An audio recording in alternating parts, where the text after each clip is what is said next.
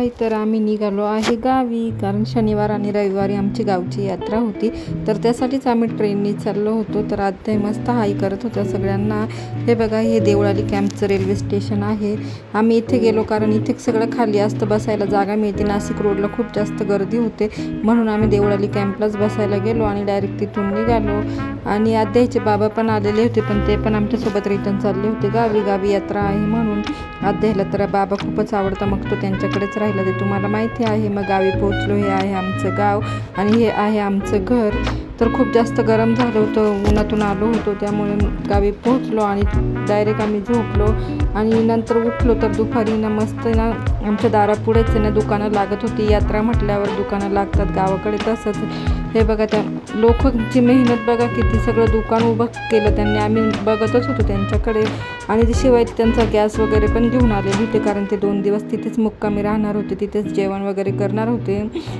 खरंच किती मेहनत असते ना त्यांची, सगळं सामान घेऊन जायचं आणि ज्या ठिकाणी म्हणजे यात्रा भरणार आहे तिथे पूर्ण दुकानाचं सेटअप करायचा, ते लावायचं, तिथेच राहायचं 2 दिवस. किती कष्ट असतात ना त्यांचे. आणि त्यांच्यासोबत अजून एक वाईट गोष्ट झाली की त्यांनी इथं दुकान वगैरे लावले, सगळा सेटअप वगैरे केला आणि नंतर त्यांना सांगण्यात आलं की इथे जत्रा नाही भरवायची आहे, मागच्या गल्लीत भरवायची आहे. मग बिचाऱ्यांनी पूर्ण परत सगळं काढलं, सगळं आपल्या टेम्पोत भरलं आणि तिकडे गेले.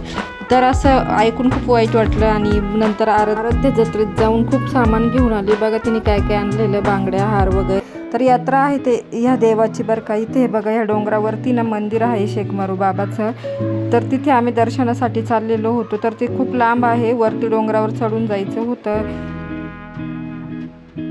तर आद्या पण चालत होता आणि नंतर थकला, मग पप्पाने त्याला कडेवर उचलून घेतलं. ते बघा, दिसतं का तुम्हाला, झूम करून दाखवलंय मी. इथे आम्हाला जायचं आहे आणि इकडे गाडी पण येत नव्हती, इकडे पुढे थोडेसे खड्डे वगैरे होते, तर आम्ही पायी चाललो. आणि वरती आल्यानंतर मस्त ना दर्शन घेतलं आत्याने आणि पप्पानी, नंतर मी घेतला आणि सगळ्यांना प्रसाद वाटला जे वरती आलेले होते लोक त्यांना. तर हे देवस्थान आहे, इथे नवस केले ते पूर्ण होतात सगळ्यांचे. आम्ही पण केलं होतं आद्याच्या वेळेस आणि त्याचा कार्यक्रम पण झालेला मागच्या वर्षीच. तर आद्या बघा थकला होता वरती चढून, मग दर्शन वगैरे घेतलं त्याने, प्रसाद खाला. हे बघा, हा उतरायचा रस्ता आहे. मग दर्शन वगैरे घेतलं आणि लगेच आम्हाला नाशिकला रिटर्न यायचं होतं. तर मग गाडी होती आमच्या नातेवाईकांची, तर मग आम्ही त्याच गाडीत आलो आणि इथं पेट्रोल पंपावर CNG भरण्यासाठी थांबलो. तर पहिलाच असा एक पेट्रोल पंप बघितला की त्यावर गर्दीच नाही, एकच गाडी होती. मग तिथून पेट्रोल वगैरे भरलं आणि परत निघालो आम्ही घरी येण्यासाठी. तर गावाकडचं वातावरण काही वेगळंच असतं, खूप छान वाटतं गावी गेल्यानंतर. आणि गावी गेलं तर ना आपण फ्रेश होऊन येतो मस्त, त्यामुळे आम्ही गावी जातोच.